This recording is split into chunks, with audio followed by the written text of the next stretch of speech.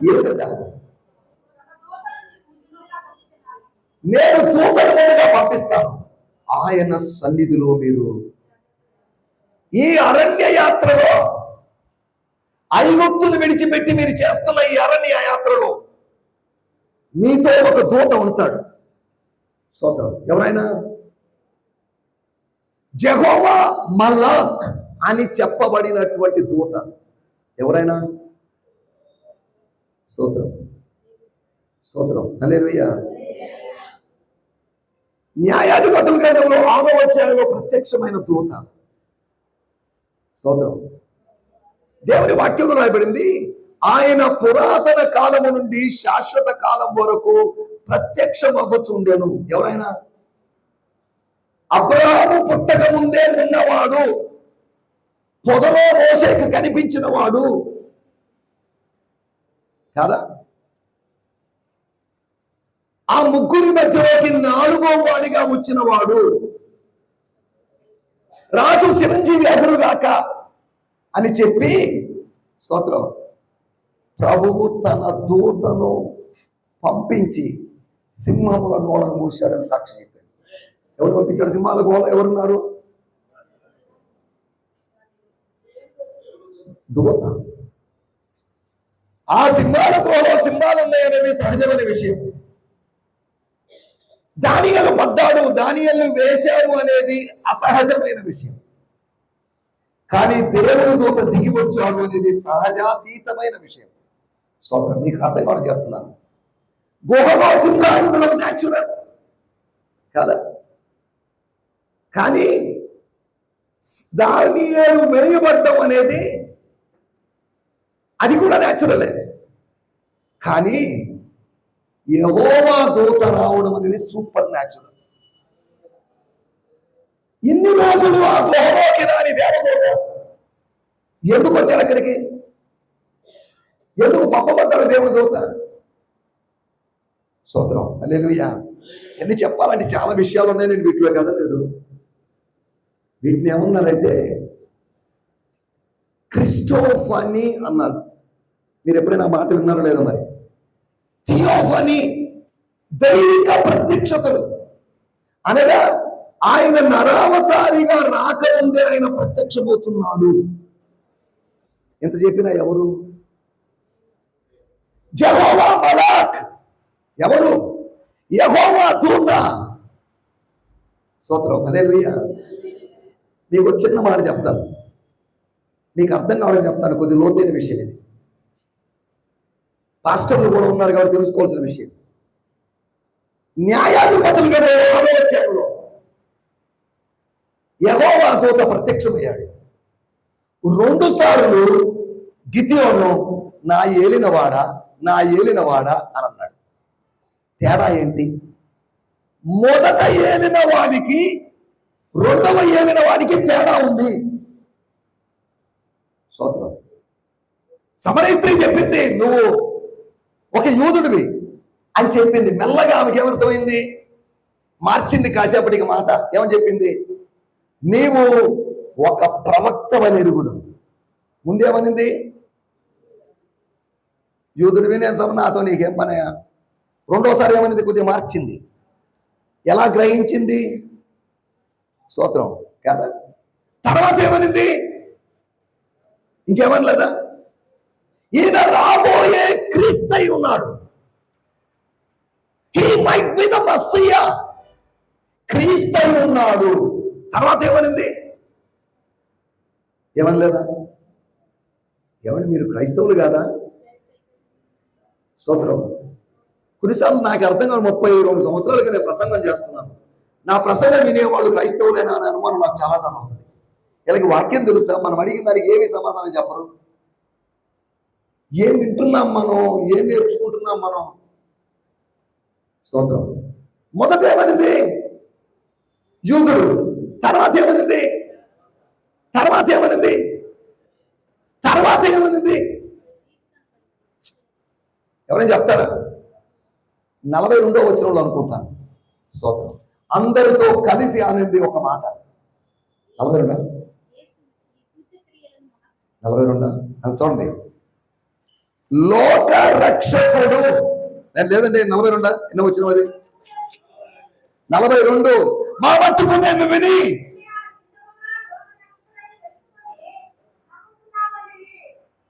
యేసుక్రీస్తును గురించిన అవగాహన మీకు రోజు పెరగాలి. ఫస్ట్ టైం వచ్చిన వాళ్ళకి ఇదంతా కొత్తగా ఉండొచ్చు, కానీ ఇప్పటికే 10 సార్లు 15 సార్లు వచ్చిన వాళ్ళకి ఇది కొత్తగా ఉండదు. ఇంకేముందిరా ఈ మెసేజ్ అయిపోగానే అయిపోద్ది వెళ్ళిపోవచ్చు, కానీ కొత్త వాళ్ళకి ఎప్పుడు ముగిస్తాడో ఏందో అనే ఒక ఆందోళన ఉంటుంది.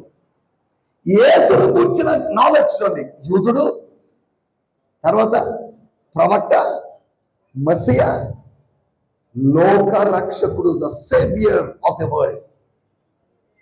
మీ నాలెడ్జ్ ఏమైనా పెరిగిందే? మన స్కూల్లో పిల్లల్ని జాయిన్ చేస్తాం, వాళ్ళ నాలెడ్జ్ క్రమంగా ఏమవుతుంది? ఫస్ట్ క్లాస్లో ఉన్న నాలెడ్జ్ కాదు 6th క్లాస్లో ఉండేది. 6th క్లాస్ నుంచి 10th క్లాస్కి వచ్చిన నాలెడ్జ్ పెరుగుతుందా? 10th క్లాస్కి వచ్చినా కానీ వాడికి ఏబీసీలు వాళ్ళు తప్ప ఇంకేమో రావనుకున్నాం. వాడి నాలెడ్జ్ పెరిగిందినా? అరే నీకు 4 బర్రెలు కొనిస్తాను, సిద్ధంగా వాటిని మేపుకోనన్నా. నాలెడ్జ్ ఏం కావాలి? దేని గురించిన నాలెడ్జ్ పెరగాలి? యేసును గురించిన నాలెడ్జ్ మనకు పెరగాలి. స్తోత్రం. అందుకనే ప్రశ్న అడిగింది, నేను మీకు ముందుగా ఒక దూతను పంపిస్తాను, ఆయన సన్నిధిలో మీరు జాగ్రత్తగా నడుచుకోవాలి. స్తోత్రం. హల్లెలూయా. ప్రపంచంలో జాగ్రత్తలు వార్నింగ్స్ లేవా? మీరు కొనుక్కుంటున్నటువంటి మొబైల్ కి మాన్యువల్ ఒకటి ఇస్తున్నారు, దాంట్లో వార్నింగ్స్ లేవా? ఏమంటే ఉన్నాయా లేదా? ప్రతి చోట ప్రతి వస్తువుకి వార్నింగ్స్ ఉన్నాయి కాదా? ఒక ట్రాన్స్ఫార్మర్ లో అపాయం అని రాసింది, డేంజర్ అని రాసింది, వార్నింగ్ కాదా? అది వార్నింగా కాదా?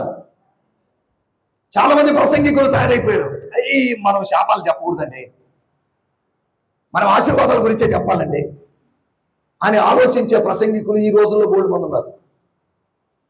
నిజమైన ప్రవక్త ప్రజల్ని గద్దించి బుద్ధి చెప్పి తిట్టేవాడే నిజమైన ప్రవక్త. సోదరం, ప్రతి ప్రవక్త మీరు గమనించండి, నేను మిమ్మల్ని ఆశీర్వదిస్తాను అది ఇదే చెప్పలేదు. భ్రష్టులైన పిల్లలారా రండి. ఏమండి ఇదేగా ప్రవక్తలు చెప్పింది? సర్ప సంతానమా ఏమన్నాడు? మనమైతే దేవుని పెట్టారా, ఆశీర్వదించబడిన వాళ్ళారా. యోహాను ఏమన్నాడు? సరే బాప్తిజం ఇచ్చి ముంచి పంపించిన తర్వాత ఆయన వదిలిపెట్టాడా? ఏయ్ జాగ్రత్తగా ఫలాలు ఫలించండి లేకపోతే దేవుడు నరికేస్తాడు అన్నదా? ఎక్కడుంది సాఫ్ట్ మెసేజ్? ఎక్కడుంది చెప్పండి? ఎవరో బాబోతే ఒక పాస్టరు ట్రాన్స్ఫార్మర్ మీద అపాయం అని ఉండడం నాకు నచ్చలేదు బ్రదర్ అని చెప్పి పెయింట్ డబ్బా తీసుకొని అపాయము అనే దాన్ని చెరిపేసి ఆశీర్వాదము అని పెట్టాడట. ఇప్పుడు ఆశీర్వాదం అని ఉండేసరికి మనకి ఎలా ఉంటుంది? డేంజర్ తీసేసాడు, బ్లెస్సింగ్ అని పెట్టాడు. ఇప్పుడు ఏం జరుగుతుంది? ఇప్పుడు అక్కడ ఆశీర్వాదం అని రాయడం మంచిదంటారా, అపాయం అని రాయడం మంచిదంటారా? కానీ అందరూ ఏమనుకుంటున్నారు? ఈ అపాయం అనే మాట ఎంత తెలుసుకోలేదు వాళ్ళు. ఈ వార్నింగ్ ఈజ్ ఇంపార్టెంట్. దేవుని సన్నిధిలో మీకు ఒక వార్నింగ్, హెచ్చరిక ఉంది. దారి తప్పిపోతామేమో అని ఒక హెచ్చరిక, వార్నింగ్. గమ్యం చేరకుండా ఉంటామేమో అని వార్నింగ్ కాదా? చదవడం ఒక చిన్న మాట. హెబ్రీయులకు రాసిన పత్రిక 12:25 నాకు ఇంకో 20 నిమిషాల సమయం ఉంది, నేను కొన్ని విషయాలు చెప్పి ముగిస్తాను. హెబ్రీ 12:25. స్తోత్రం స్తోత్రం. మీకు బుద్ధి చెప్పుచున్న వారిని నిరాకరింపక చూచుకొనుడి.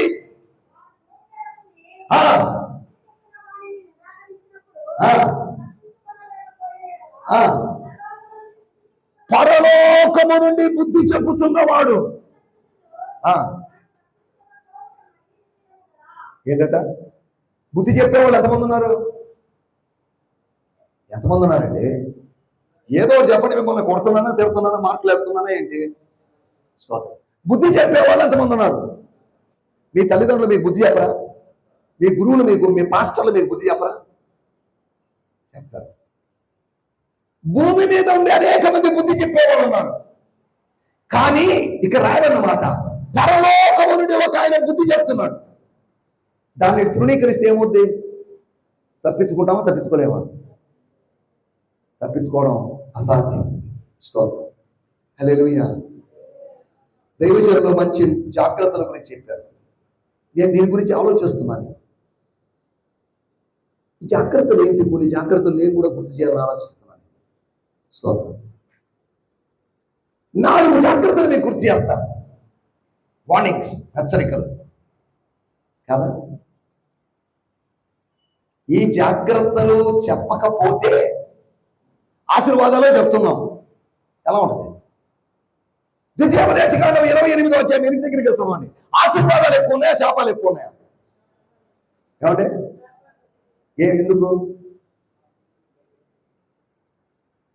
అందరికీ ఆశీర్వాదాలు కావాలి. ఆశీర్వాదం ఎలా వస్తుందో ఎవరికి తెలియదు. ఎలా జీవించిన ఆశీర్వాదం వస్తుంది అనుకుంటున్నారు. ఒక ఆఫర్ పెట్టారు మార్కెట్లో, లేవా? ఆఫర్ పెట్టినప్పుడు కండిషన్స్ అప్లై అని ఉంటుందా? ఏమంటే ఉంటుందా లేదో చెప్పండి, ఏదో చెప్పండి. ఆఫర్ పెట్టినప్పుడు ఏముంటుంది? కండిషన్స్ ఉన్నాయి. దేవుడు చేసిన వాగ్దానాలకి కండిషన్స్ ఉన్నాయి. ఈ కండిషన్స్ ఎవరికి అవసరం లేదు. తాగుబోతోడు కూడా వాగ్దానం తీసుకుని దేవుడు నాకు తోడుగా ఉంటాడంటండి అని అనుకుంటున్నాడు కదా. స్తోత్రం. నేను నిన్ను విడవను, ఎడబాయను అని వాగ్దానం ఉందా? దాని కండిషన్ ఏంటి? దాని కండిషన్ లేదా? ఏంటా కండిషన్? మీకు ధనాపేక్షమైన వారై మీకు కలిగి ఉన్న వాటితో తృప్తి కలిగి ఉండండి, అప్పుడు నేను మిమ్మల్ని ఎడబాయను. ఎప్పుడట? ఎంతో ధనాశ పెట్టుకొని, దురాశ పెట్టుకొని, ఎదుటి ఆక్రమించుకోవాలని, సంపాదించుకోవాలని, దోచుకోవాలని చూస్తున్నాం మనం కూడా. దేవుడు నాకు తోడుగా ఉన్నాడు బ్రదరు. ఎంత మోసం! మనల్ని మనం మోసం చేసుకుంటున్నాము. ఇతర మతస్థులు తమను తాము మోసం చేసుకున్న దానికన్నా క్రైస్తవుడు తనని తాను మోసగించుకుంటున్నాడు. దేవుని వాక్యం రాబడింది, మీరు కేవలము వినువారు మాత్రమై ఉంటే, దాని ప్రకారం ప్రవర్తించని వారైతే మిమ్మును మీరు, స్తోత్రం, దేవుడిని మోసం చేయడం అలవాటు మనకు. పక్కింటోడిని, ఎదురింటోడిని మోసం చేయడం అలవాటు మనకు. పనిలో పనిగా మనల్ని మనం మోసం చేసుకుంటున్నాం. ఇతరులను మోసం చేయడం ఎంత తప్పు, దేవుని మోసం చేయడం ఎంత తప్పు, నిన్ను నువ్వు మోసగించుకోవడం కూడా. ఏంటి? నన్ను నేను ఎప్పుడు మోసగించుకుంటానండి? నేను వాక్యము విని దాని ప్రకారం ప్రవర్తించకపోతే నేనేం చేస్తున్నాను? సంతోషే మోసం చేస్తున్నాడు. సంతోష్ విజయవంతం గారు మోసం చేయడం లేదు. సంతోష్ ఎవరు మోసం చేసుకుంటున్నాడు? సంతోషే మోసం చేసుకుంటున్నాడు. జాగ్రత్తగా అర్థం చేసుకోవాలి. మనం జాగ్రత్తగా ఉండాలి. పిల్లలకి జాగ్రత్తలు చెప్పాం, వాళ్ళకి నచ్చుతుందా? మన పిల్లలు, మన ఇంట్లో పిల్లలకి జాగ్రత్తలు చెప్పాం, ఎవరికైనా నచ్చుతుందా? వీళ్ళతో నసైపోయిందండి అని అనరా?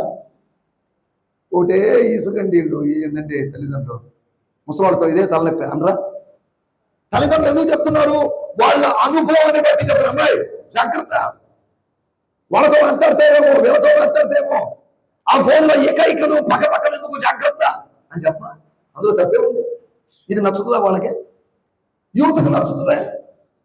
సోదరు హల్లెలూయా, హల్లెలూయా. ఎవరికి నచ్చడం లేదు. పొగుడుతుంటే ప్రతి వాళ్ళకి నచ్చుతుంది. నిన్ను మించిన లేదమ్మా, నచ్చుతుంది. సరిగా లేవు, మాకు కొద్దిగా మారాలమ్మా, నీ మాటలు మారాలి అని చెప్తే ఎలా ఉంటుంది? గురువు మంచి వస్తారు కాదా? ఎందుకు చెప్తున్నారంటే పైనుంచి బుద్ధి చెప్పువాడు ఒకడున్నాడు. ఎవరైనా దేవుడు బుద్ధి చెప్తున్నప్పుడు జాగ్రత్తగా ఉండాలి. స్తోత్రం, స్తోత్రం, హల్లెలూయా. 4 విషయాలు నేను మీకు త్వరగా జ్ఞాపకం చేస్తాను. నంబర్ 1, 119వ కీర్తన 9వ వచనం చదవండి. మనకందరికి తెలిసిన వాక్యాలే, త్వరగా చెప్పి ముగించేస్తాను.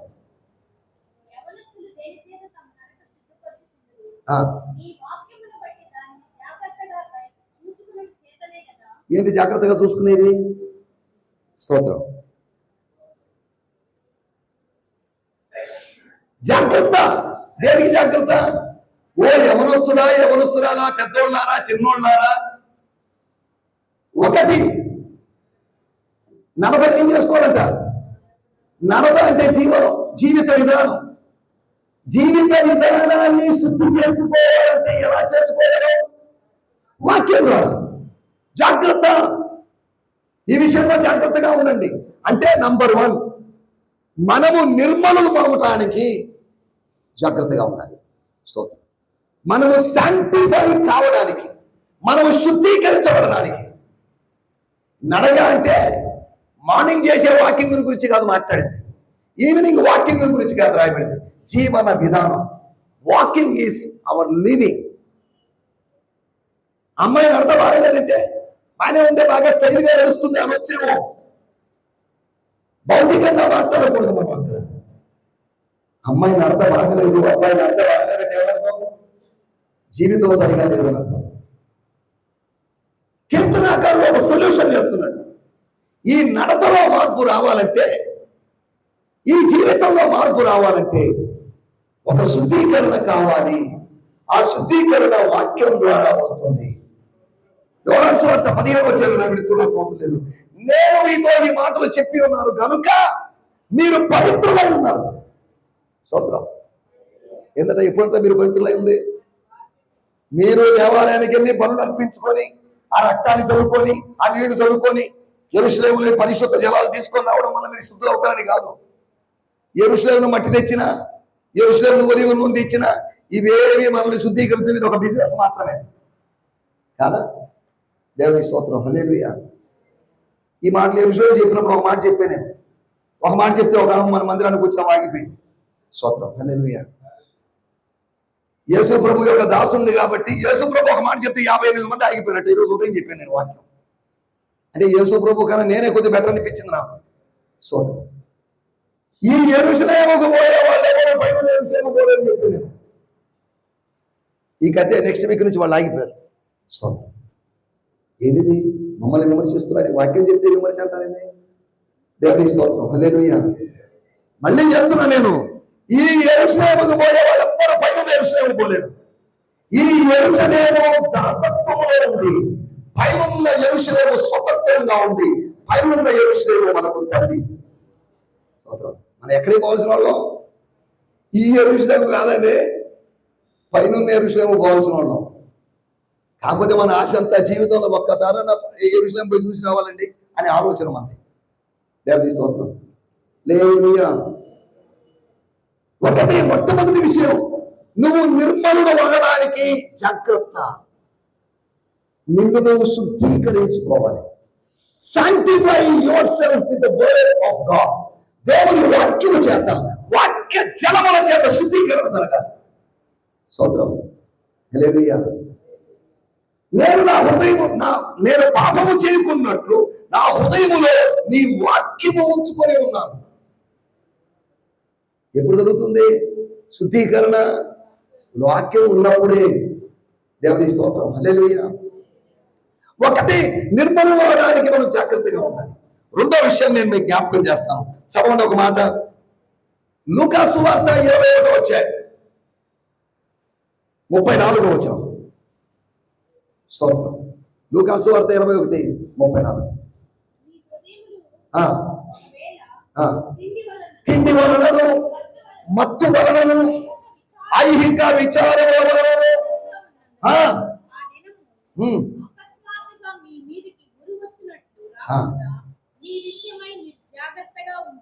దేవుని స్తోత్రం. హల్లెలూయా. హల్లెలూయా. గమనించాలి. జాగ్రత్తగా ఉండండి అని వార్నింగ్ ఇచ్చాడు. దేనికంటే జాగ్రత్త? ఒకరోజు ఆ దినము మీ మీదకి ఉరి వచ్చున్నట్లు రాకూడనట్లు జాగ్రత్త. 3 విషయాల్లో జాగ్రత్త. ఒకటి, తిండి, మత్తు, ఐహిక విచారాలు. వాళ్ళ గురించి ఆలోచించి, వీళ్ళ గురించి ఆలోచించి, ఊరోళ్ళ గురించి ఆలోచించి కాదా? ఈ మధ్య ఒక ఇంటికి వెళ్తే ఒక ఆమె 2 పిల్లలు తీసుకొని రైల్వే స్టేషన్లో పోయి ట్రైన్ ఎదురుగా పోయి చచ్చిపోయిన చోట విజయశాంతి రెడ్డి గురించి, ఆమె గురించి ఆలోచించి టెన్షన్ పడుతుంది. ఆమె ఊరు మీ బంధువా? మీకేమవుతారు? స్తోత్రం కాదా? ఎవడో చేసిన సీరియల్ చూసి మనమే అడవడం ఏంటో నాకు అర్థం కావట్లేదు. మన ఇంట్లో 100 గొడవలు ఉన్నాయి, మన ఇంట్లో గొడవల కోసం మనం ఏడవం, సీరియల్లో దానికోసం ఏడుస్తున్నాం. సాతానుడు ఎంత సులభంగా మనల్ని మోసం చేసి, అమ్మలారా నా కోసం ఏడవద్దు, మీరు ఏడ్చినా వేస్ట్, మీకోసం ఈ మాట ఇప్పటికీ వర్తిస్తుంది. ఏడవలసింది ఎవరి కోసం? ఈ దాడి తెప్పి అల్లరి చిల్లరగా తిరిగే పిల్లలు చూసినా, ఇందాక కుర్రోడు వచ్చాడు, ఈ మీటింగ్కి వచ్చాడు, హడావిడికి వచ్చాడు, వాడు ఎవడు ఆర్ఎస్ఎస్ బీజేపీ అనుకున్నాను నేను, వాడు చుట్టూ పెంచుకున్నట్టు వచ్చాడు. ఏ బాబు ఎవరు నువ్వు అని అడిగితే, నేను మరి చిత్తూరు అండి, నేను ఫార్మసీ చదువుతున్నాను. ఓకే ఓకే వెరీ గుడ్ బాబు, మంచిదే. విషయాల్లోకి వచ్చిన తర్వాత ఆయన పాస్టర్ గారు కొడుకుంటాను. ఒరే ఏందిరా బాప్తిజం తీసుకున్నావు అని అడిగాను. ఆ జుట్టు ఏందిరా, ఏంది ఇది, నీలో మారు మనసు లేదే? లేదా ఎలా పెంచుకున్నాను అక్క. చూసారా ఎలా ఉన్నారు యూత్? ఇలా కోసం కన్నీరు కార్చాలి మనం.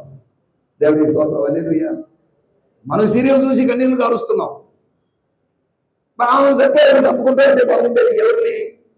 సీరియల్ రావని. దేవుని స్తోత్రం కాదా? ఎందుకు చెప్తున్నట్టే, రెండో విషయం, తిండి మత్తు ఐహిక విచారముల వలన ఆ దినము, అంటే ఏ దినము? హెబ్రీ పత్రిక 10వ ఆ దినము సమీపించుకున్నది. ఏ దినం? క్రీస్తు రాకడ దినం. స్తోత్రం, హల్లెలూయా. రెండో విషయం నేను మీకు జ్ఞాపకం చేస్తున్నాను, అది మీ మీదకి ఎలా వస్తుందంట? ఉరి వరే రాకుండా. ప్రభు వస్తున్నాడు అనుకోండి, మనకు గుడ్ న్యూస్ కాదా? ప్రభు వస్తున్నాడు అనుకోండి, కొంతమందికి బ్యాడ్ న్యూస్. మనకు ప్రతిఫలం ఇవ్వడానికి వస్తున్నాడు, కానీ కొంతమందినంట తన ఆగమన ప్రకాశము చేత వారిని సంహరించడానికి వస్తున్నాడట. స్తోత్రం. మనకు దేని కోసం వస్తున్నాడు? ఇంట్లో 2 పిల్లలు ఉన్నారు, ఒకడు విపరీతమైన అల్లరి చేసేవాడు, ఒకడు మంచి కుర్రాడు. నాన్న వస్తున్నాడంటే ఈ మంచి కుర్రాడికి వాడికి సంతోషం, కానీ అల్లరి చేసేవాడికి వస్తున్నాడు నాయన కొడతాడు తిడతాడని భయం. లోకానికి ఉరిగా రావాల్సి వచ్చేటువంటి ప్రభు రాకడ లోకస్తులాగా తింటూ మత్తులో ఉంటూ ఐహిక విచారాల్లో ఉంటే ఏమవుతుంది తెలుసా? మనుష్య కుమారుని ఎదుట నిలబడలేవు నువ్వు. దేవుని స్తోత్రం. నువ్వు నాశనమైపోతావు, నువ్వు విడిచిపెట్టబడతావు. రెండో విషయం జాగ్రత్త, నువ్వు నిర్మూలం కాకుండా జాగ్రత్తగా ఉండాలి. ఒకటి, నిర్మలుడిని కాగడానికి జాగ్రత్తగా ఉండాలి, అంటే శుద్ధీకరించబడ్డానికి. రెండోది, నిర్మూలం కాకుండా జాగ్రత్తగా ఉండాలి. మనము నాశనం కావడానికి కాదు దేవుడు మనల్ని ఏర్పాటు చేసుకుంది, మనము రక్షించబడడానికి. మనకు దేవుడు అనుగ్రహించిన రక్షణ నిత్య రక్షణ అని పిలువబడింది. హెబ్రీ పత్రికలో రాయబడింది, ఆయన నిత్య రక్షణకు కారకుడాయను. మనం ఎక్కడో నిత్యత్వంలో ఆయనతో పాటు రక్షకుడితో ఉంటాం. రక్షణను బట్టి స్తోత్రం అని చెప్తాం. పరలోకం పోతే స్తోత్రం ఒకదాన్ని బట్టి, రక్షణను బట్టి స్తోత్రం, హల్లెలూయా. ప్రకటన 7వ అధ్యాయంలో రాయబడింది, నీవు మాకిచ్చిన రక్షణ కొరకే నీకు స్తోత్రం. పరలోకం పోయిన తర్వాత మా తలకాయ పిల్లకిచ్చావు నీకు స్తోత్రం, మా కాళ్ళు పిల్లకిచ్చావు నీకు స్తోత్రం, మా మినిస్ట్రీ పెద్ద చేసావు, మాకు పెద్ద చర్చ్ బిల్డింగ్ ఇచ్చావు. ఎందుకని బిల్డింగ్లు? కొంతమందికి ఇదే పని, బిల్డింగ్లు కట్టుకోవడమే. స్తోత్రం, హల్లెలూయా. 32 సంవత్సరాలకి ఏ మందిరం గురించి నేను ఆలోచించలేదు. నేను ఆలోచించినంత మందిరం గురించి ఆలోచించాను. దర్శనం కలిగిన వాడు మందిరం గురించి ఆలోచిస్తాడు, దర్శనం లేని మందిరం గురించి ఆలోచిస్తాడు. ఆ సంగతులు కొంతమంది అన్నారు, మనం మందిరం కట్టుకుందాం, డబ్బులు ఎక్కడ ఉన్నాయి? డబ్బులు లేవు. సరే ఒకటి చెప్పాను నేను, 30 లక్షలు పెట్టి మందిరం కట్టాం. మందిరం కట్టొద్దు, ఆపండి. మనకి గ్రంథం 1వ అధ్యాయంలో రాయబడింది, మందిరపు తలుపులు మూసేవాడు ఉండాలని రాయబడింది. మందిరం కట్టే పాస్టర్లందరికీ మెసేజ్ ఇస్తాను నేను, వాళ్ళు చేసేది ఎంత వాక్యానికి విరుద్ధమో నేను చెప్పబోతున్నాను. స్తోత్రం. ఆ డేవిడ్ రాజు గారి గురించే చెప్తున్నాను. స్తోత్రం. ఎందుకంటే మందిరాలు కట్టుకోవడం, మందను కట్టడానికి మనం పిలువబడ్డాం. సుమారు 4 శతాబ్దాలు మందిరమే లేదు. మందిరము లేకుండా మినిస్ట్రీ జరిగింది, కానీ ఇప్పుడు మందిరం కావాలి ప్రతి వాడికి. స్తోత్రం. మంద ముఖ్యమే, మందిరం ముఖ్యం కాదు. కానీ ఈరోజు ప్రాధాన్యత అంత దేనికి? మందిరానికి ప్రాధాన్యత. ఇన్ని లక్షలు పెట్టి కట్టారు. ఒకవేళ నాకు ఇలా వచ్చిన ఆలోచన, ఒక 30 లక్షలు పెట్టి మందిరం కట్టాం, ఓపెనింగ్ రేపు అనుకుంటున్నాం, ఈ రోజు రాత్రి ప్రభు వచ్చాడు, ఏంటి పరిస్థితి? ఈ 30 లక్షలు వేస్ట్ అయిపోయినట్టుగా. మందిరం కట్టుతున్నామంటే గుర్తుపెట్టుకోండి, మట్టిలో మన ధనాన్ని ఇన్వెస్ట్ చేస్తున్నామని అర్థం. స్తోత్రం. ఒకవేళ మందిరం గురించి కాకుండా మంద గురించి ఆలోచించావంటే నువ్వు మహిమ కొరకై దాచుతున్నావని అర్థం. అర్థమైన వాళ్ళు స్తోత్రం చెప్పాలి, పాస్టర్లైనా స్తోత్రం చెప్పాలి, డేవిడ్ రాజు స్తోత్రం చెప్పాలి. స్తోత్రం. మందిరాలు కట్టే పరిచర్య మనది కాదు, విశ్వాసులను బలపరిచే పరిచయం మనది. స్తోత్రం. ఎందుకంటే ఉంటే మందిరాలు అధిజనులు కావాలి, మనకు కాదు కావాల్సింది. మనం ఎక్కడ కూడా ఇదొక మందిరం, మనం ఎక్కడ కూర్చుంటే అదే మందిరం. స్తోత్రం. దాని మధ్యలో మందిరాలు కట్టుకోవడాలు, దాని మీద పేర్లు, దాని మీద రకరకాల విచిత్రమైన పేరు. పనానోళ్ళ మెమోరియల్ చర్చ్ అంట. చర్చ్ మెమోరియల్ కాదు, సంఘము దేవుని సంఘము, సంఘము క్రీస్తు సంఘము, ఎవరి మెమోరియల్ కాదు. స్తోత్రం. హల్లెలూయా. ఎన్ని చెప్తే చాలా మంది బాధపడతారు కాబట్టి నేను చెప్పడం లేదు. మనం ఆలోచిస్తున్న విషయాలు మొదటి శతాబ్దంలోనూ, 2వ శతాబ్దంలోనూ, 3వ శతాబ్దంలోనూ, 4వ శతాబ్దపు ఆరంభ కాలంలో మందిరం లేదు. మందిరం ఎప్పుడు వచ్చిందంటే ఒక ఆయన కాన్స్టంటైన్ అనేటువంటి ఒక ఆయనకి సులువు కనిపించినప్పటి నుంచి మందిరాలు వచ్చాయి. మందిరాలు అంతకుముందు లేవు. స్తోత్రం. మందిరం గురించి ఆలోచించొద్దు. మనం ఆలోచించాల్సిందంత మంద. మీకు దేవుడు అప్పగించిన మంద మీద జాగ్రత్తగా ఉండండి. మా పని అదే. మందిరాన్ని ఊడ్చుకుంటూ, శుభ్రం చేసుకుంటూ, పెయింటింగ్లు చేసుకుంటూ ఇదే పని అయిపోయింది. మన పని పెయింటర్ పని అయిపోయింది, ఊడ్చుకునే పని అయిపోయింది, స్వీపర్ పని అయిపోయింది. ఈ పని కోసం దేవుళ్ళని పిలవలేదు. స్తోత్రం. మొట్టమొదటి విషయం, నిర్మూలన కావడానికి జాగ్రత్తగా ఉండాలి. రెండోది, నిర్మూలం కాకుండాన్నట్లు జాగ్రత్తగా ఉండాలి. యోహాను అనేటువంటి ఆయన పరలోకం పోయాడంట. అన్ని చోట్ల తిరిగి ఒక సాక్ష్యం చెప్పాడు, నాకు అక్కడ ఏ దేవాలయము కనబడలేదు. స్తోత్రం. ఎక్కడ చూసినా దేవాలయాలే కాదు. అక్కడికి పోతే దేవాలయము లేనటువంటి ఒక దేశానికి మనం వెళ్ళబోతున్నాం. అది మనం అర్థం చేసుకోవాల్సిన విషయం. మనం ఎందుకు స్తుతిస్తున్నాం ఈ ఆరాధనలు? దేనికంటే పరలోకంలో ఆరాధిస్తాం కాబట్టి. అయితే పరలోకంలో మందిరం లేదు కదా, నీకెందుకు మందిరం అని అడిగాను పాస్టర్ని. అందుకని నేను ఎక్కడ ఎవరితో పాస్టర్లతో కలవను, నేను ఎవరితో కలిసి ఉండను. నేను ఇక వీళ్ళతో తప్పదు కాబట్టి మన రత్నం ఉన్న వీళ్ళది ఎవరితో కూడా నాకు ఇష్టం లేదు. స్తోత్రం. సెపరేట్గా ఉండాలి, నేను సెపరేట్గా ఉండాలి, ఏకాంతంగా ఉండాలి, ప్రార్థన చేసుకుని బైబిల్ చదువుకోవాలి. ఏదైనా ప్రసంగం చేస్తే అంతవరకు వీళ్ళతో వాళ్ళతో తిరగడం దేనికి? మళ్ళీ వాళ్ళ బుద్ధులు మనకి ఎక్కడ వస్తాయి? మన బుద్ధులు పోయి వాళ్ళ బుద్ధులు వస్తాయి, నాకు భయం. అందుకని ఎవరితో కలుసుకోకుండా నేను సెపరేట్గా ఉంటాను. ఎవరో ఒక ఆయన విచిత్రమైన ప్రశ్న చేశారు, నువ్వు ఏ ఫెలోషిప్లో లేవు, చచ్చిపోతే నీ దేవుడు ఎత్తేస్తారు. నేను ఆలోచించిన విషయం నువ్వు ఎందుకు ఆలోచిస్తున్నావా? స్తోత్రం. ఎవరు ఎత్తిపోతే మున్సిపాలిటీ వాళ్ళు ఎత్తేస్తారు, నష్టమే ఉంది. నా ఆత్మ దయచేసిన దేవుని దగ్గరికి వెళ్ళిపోయిందిగా. నేనెందుకు నా బాడీ గురించి, అంత్యక్రియల గురించి, ఫ్యూనరల్ సర్వీస్ గురించి, భూస్థాపన గురించి ఎందుకు ఆలోచించడం? ఇది కాదు నేను ఆలోచించాల్సింది. దేవునికి స్తోత్రం. హల్లెలూయా. రెండో విషయం, మనం నిర్మూలం కాకుండా ఉండాలంటే తిండి, మత్తు, ఐహిక విచారాలకు దూరం అయిపోయింది. దేవునికి స్తోత్రం. మూడో విషయం నేను మీకు జ్ఞాపకం చేస్తాను. చదవండి, 1 కొరింథీయుల రాసిన పత్రిక 10వ అధ్యాయం 12వ వచనం. 1 కొరింథీ 10:12. దేనికి జాగ్రత్తగా ఉండాలి?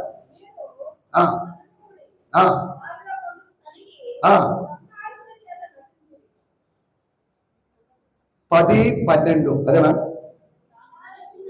ఏదన్నీ తప్పు చదువుతారేంటి మీరు? తాను నిలుచుచున్నానని తలంచుకునేవాడు పడకుండాన్నట్లు జాగ్రత్త. నిలబడ్డావు సరే పడిపోతావు జాగ్రత్త, కూర్చున్నావు సరే పడిపోతావు జాగ్రత్త, నడుస్తున్నావు సరే పడిపోతావు జాగ్రత్త. తాను నిలుచుచున్నానని అనుకునేవాడు పడకుండాన్నట్లు నిలబడాలి, చివరి వరకు నిలబడాలి. వాక్యం చెప్పే నేను కూర్చొని చెప్తే ఎలా ఉంటుంది?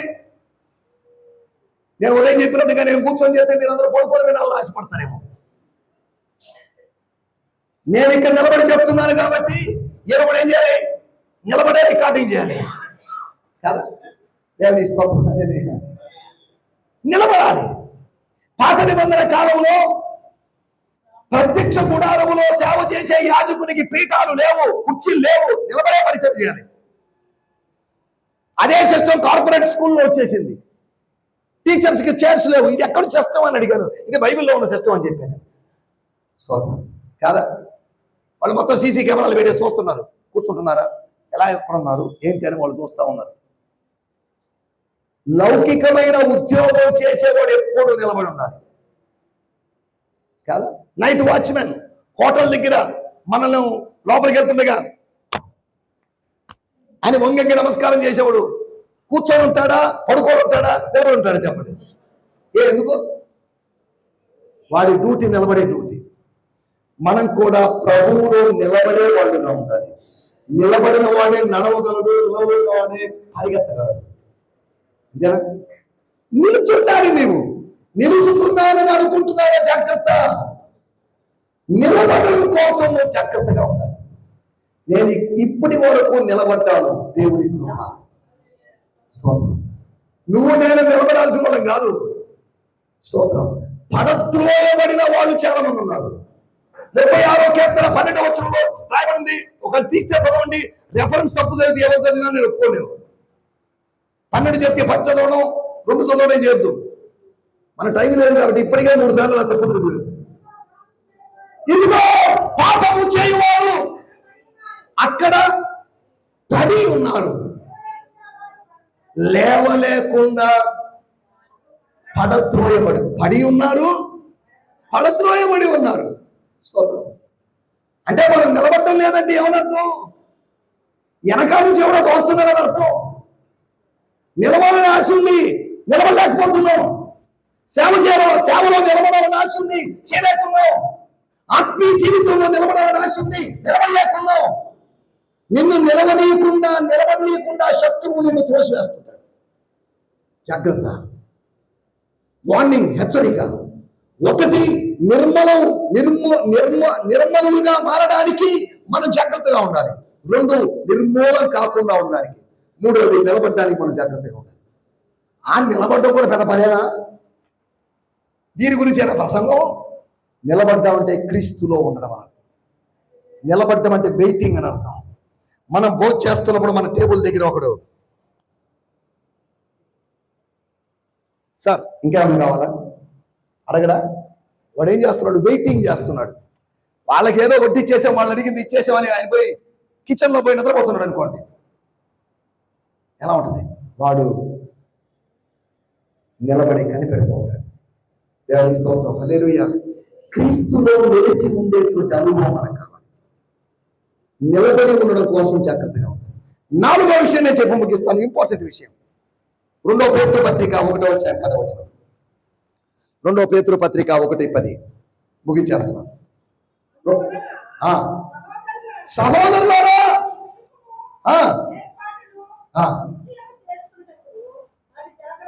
జాగ్రత్త అని కాదు, మరి జాగ్రత్త. దేనికి?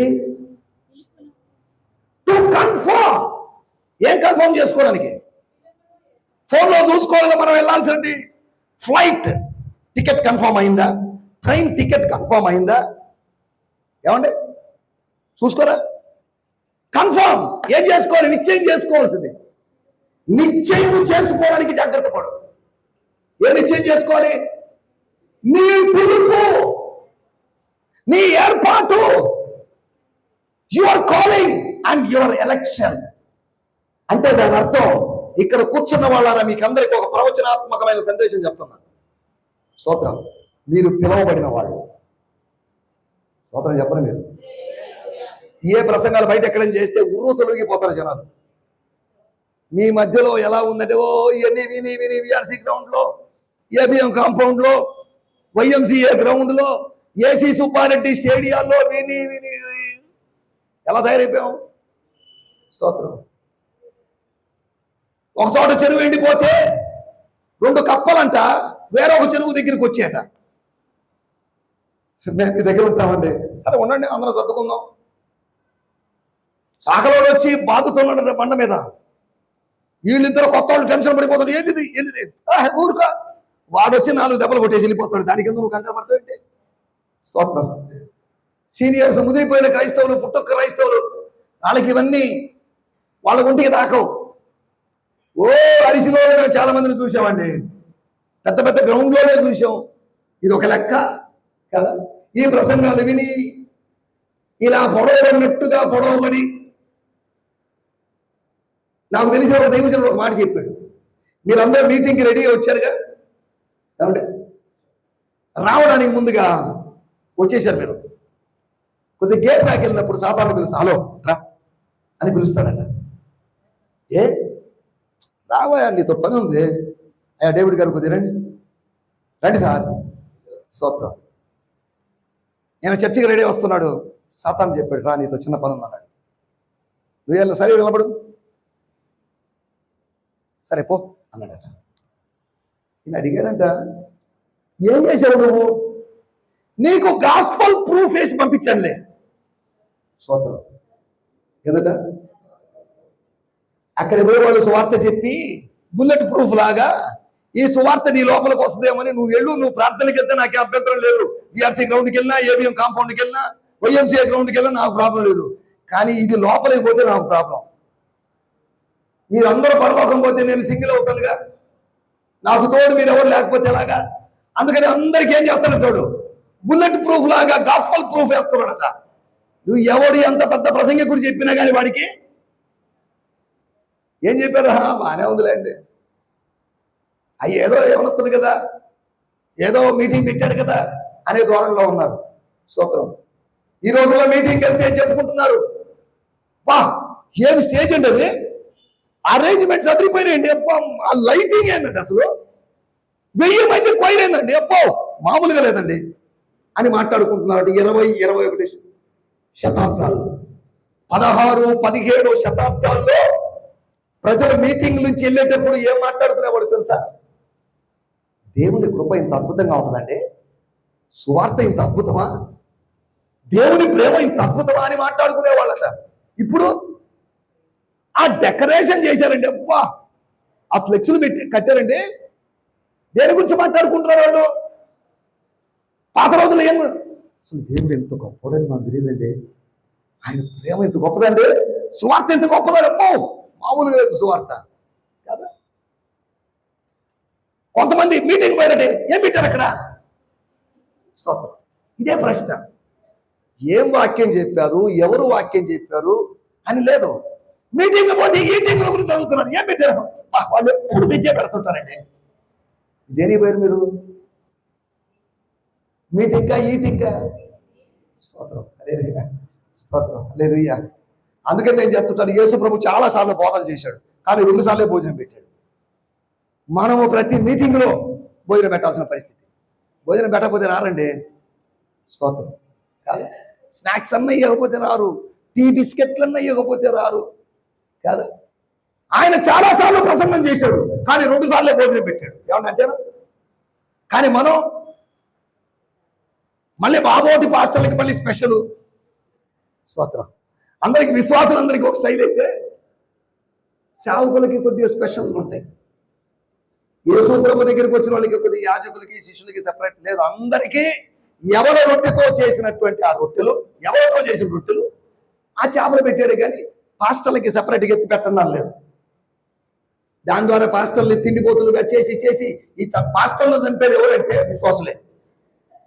పాస్టర్లు చంపేది బీజేపీ ఆర్ఎస్ఎస్ వాడు కాదండి, అతిగా ప్రేమించేటువంటి విశ్వాసులే పాస్టర్కి పెట్టి పెట్టి, ఈ అబ్రహాము పెట్టి కాదా. స్తోత్రం. రకరకాలుగా పెడతారు. ఒక చోటకి నేను పోతే నాకు ఏకంగా బిలాం పెట్టారు. స్తోత్రం. భోజనానికి వెళ్ళి కూర్చో మీటింగ్, నేను ఇంచుమించు 8-9 సంవత్సరాల క్రితం నాకేదో ఏంటండి చికెన్, వెంటనే ఆ కన్వీనర్ వచ్చి, ఎవరండి అయ్యగారికి అది పెట్టమని, తీసేయండి తీసేయండి అన్నారు.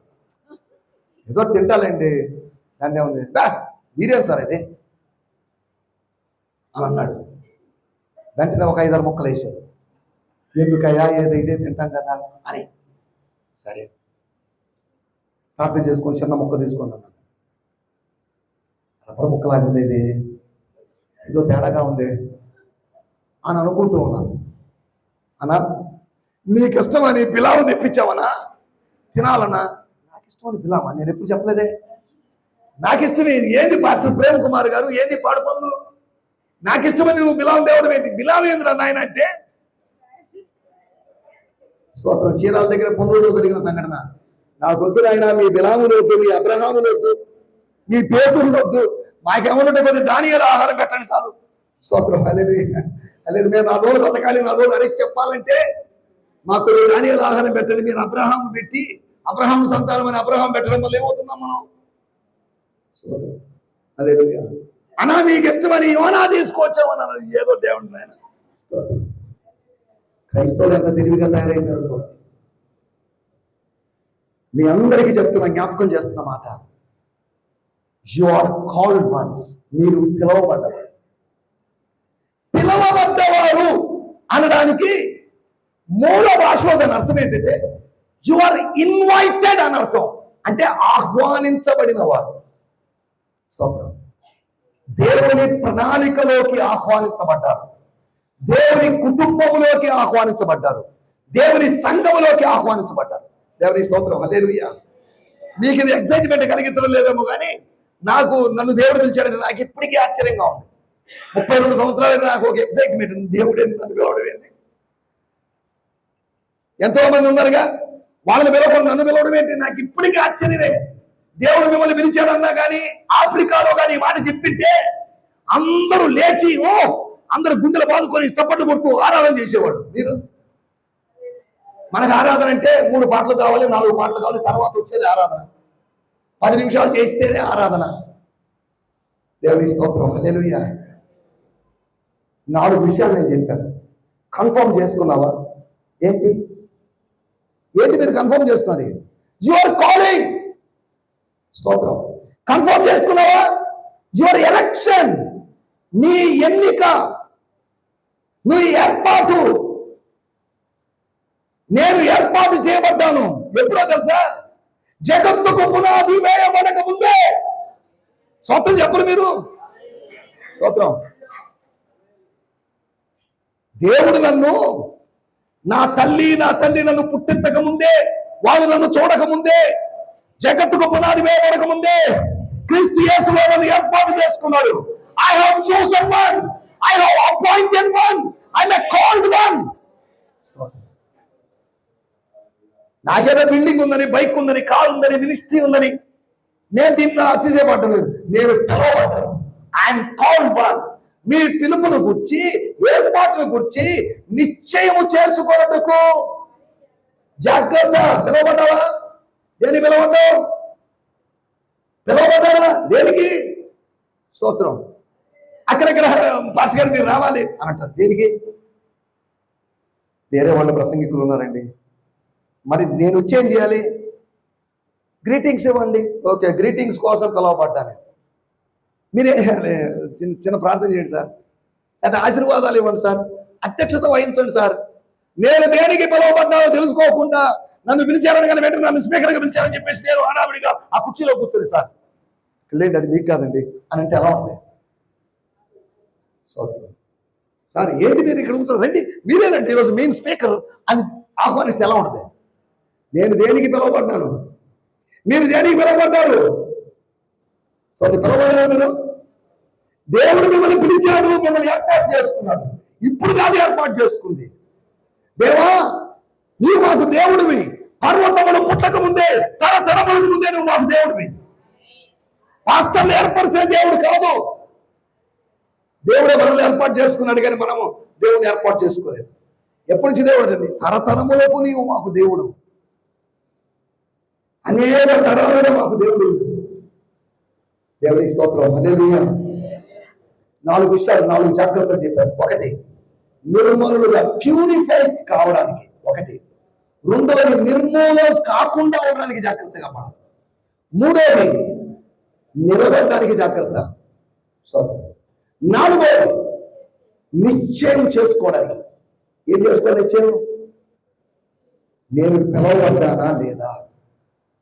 స్తోత్రం. హల్లెలూయా. ఈ పనికి ఈ సేవకు నేను పిలువబడ్డానా లేదా? పిలువబడ్డారా? పిలువబడినోళ్ళు చేయాలి కదా. ఇందాక ఒక అయ్యగారు వచ్చాడు, అటు ఇటు చూశాడు, ఎవరు కనిపించలేదు, వెళ్ళిపోతాడు. సారి ఏంటి అని అడిగాను. ఎవరో ఒకరు నన్ను పిలిచారు, ఆ పిలిచిన వాళ్ళు కనిపించడం లేదు, అందుకని నేను వెళ్ళిపోతున్నాను, వెళ్ళిపోయాడు. స్తోత్రం. హల్లెలూయా. మనల్ని పిలిచిన వాడు నమ్మదగిన వాడు, మనల్ని పిలిచిన వాడు మనల్ని వాడుకుంటాడు, మనల్ని పిలిచిన వాడు మనకు వరాలను ఇస్తాడు, మనల్ని పిలిచిన వాడు మనల్ని వదిలిపెట్టడు. దేవుని స్తోత్రం. హల్లెలూయా. 4 విషయాలు. నంబర్ 1, నిర్మలం కావడానికి, ప్యూర్ కావడానికి దేవుని వాక్యం చేత స్నానం ఎన్నిసార్లు చేస్తాం? నెలకోసారా, సంవత్సరానికి ఒకసారా, 2 సంవత్సరాలకు ఒకసారా? ఏమండి, ఈ చలికాలంలో సరే, ఎండాకాలంలో స్నానం ఎన్నిసార్లు చేస్తాం? మా రత్నయ్యకి ఇదే పని, స్నానం చేస్తూనే ఉంటాడు. ఎందుకయ్యా దగ్గుతూ చీత్తుంటావు? అర్ధరాత్రి ఎందుకు స్నానం అంటే ఆయన వెందు. స్తోత్రం. ఎప్పుడు స్నానం ఎప్పుడు చేస్తున్నారు? అవసరమైనప్పుడల్లా. నా చెమట నాకే అసహ్యంగా ఉందండి అని ఎప్పుడు ఏం చేస్తారు? నీవు మురికైనప్పుడల్లా నువ్వు స్నానం అవుతావు. నీవు పాపంలో పడ్డప్పుడు, లోకమాలిన్యము నీ కట్టినప్పుడు వాక్య జలము చేత శుద్ధీకరించుకోవాలి. అనగా శుద్ధీకరణ సంవత్సరానికి ఒకసారి ఆదివారం మాత్రం జరిగేది కాదు, అది అనుదినము జరగాల్సింది. ఈ పాపము లోకానికి పోయినప్పుడు మనం అంటుకోకపోయినా బాగా బురద రాసుకున్న పంది మనల్ని అలా ఆనుకొని వెళ్ళింది అనుకోండి, ఏమవుతుంది? స్తోత్రం. ఈ లోక మాలిన్యం అంటుకుంటుందేమో, జాగ్రత్త. నిర్మలుడివి కావాలి. నిర్మలమైన వాక్యమును పాలన అపేక్షించాలి. రెండోది, నిర్మూలం కాకుండా ఉండాలంటే దానికి జాగ్రత్తగా ఉండాలి. మూడోది, నిలబడడానికి నువ్వు జాగ్రత్తగా ఉండాలి. నిలబడలేవు నువ్వు, కానీ దేవుడిని నిలబెడతాడు. మనం నిలబడలేము. మరలా చెప్తున్నాను, నేను మాట్లాడలేము, కానీ ఆయన మాట్లాడించగలడు. నేను కదలలేను, ఆయన కదిలించగలడు. కదిలిన నేను గొప్పవాణ్ణి కాదు, కదిలించిన ఆయన గొప్ప. మాట్లాడిన నేను గొప్ప కాదు, మాట్లాడించిన ఆయన గొప్ప. కాబట్టి ఘనత, మహిమ, ప్రభావం ఏమి కావాలి? మాట్లాడిన నాకు కాదు, మాట్లాడించిన ఆయనకు మహిమ రావాలి. స్తోత్రం. హల్లెలూయా. నిలబడటానికి నిలబడుతున్నావా? నిలబడబట్టి మా సంఘంలో ఒక యవనస్తురాలు ఉంది, అమ్మాయిని గమనిస్తుంటాను. ఎప్పుడు నిలబడడానికి గోడ లేకపోతే నిలబడలేదు, గోడ కానుకొని నిలబడుతుంది. అమ్మాయికి ఇప్పటికే చాలాసార్లు చెప్పా, మామూలు నిలబడు. స్తోత్రం కాదు. స్తోత్రం. అమ్మాయి ఇక్కడే ఉందా? స్తోత్రం. హల్లెలూయా. ఎవరి సహాయము లేకుండా ప్రభు సహాయముతో లేచి నిలబడి నడుస్తూ నీ పరుపు ఎత్తుకుని వెళుతూ నువ్వు నిలబడాల్సిన అవసరం. నిశ్చయం చేసుకోవడానికి నువ్వు జాగ్రత్తగా ఉండాలి. Confirm your calling, confirm your election. అందరికీ చూసుకుని వచ్చిన ప్రార్థన.